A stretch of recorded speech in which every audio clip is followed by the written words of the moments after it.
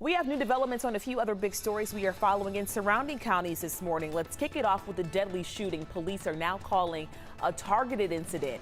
Atlanta police responding to the shots fired in Old Fourth Ward on Boulevard yesterday around 6. Officers say they found a man who had been shot multiple times. APD says their preliminary investigation shows the shooting was not random. A homicide investigation is underway. Staying in Fulton County, where we're learning more about a shooting that left one dead and another in critical condition at a Midtown gas station. According to the county's medical examiner report, an Uber driver shot 2 passengers, killing Kevin Leonard Fulton after an argument. This happened yesterday around 5 in the morning at the Chevron on Piedmont Circle and Monroe Drive. A third passenger was also in the car at the time. Police say they found 2 guns at the scene.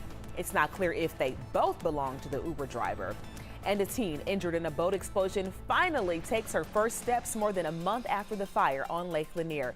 Taylor Coleman is moving forward in a beautiful way, improving every day. This is the first time we're seeing Taylor progress since the Mother's Day tragedy. The 16-year-old was severely hurt along with her brothers and parents. They've been released from the hospital, but Taylor is still there as she fully recovers.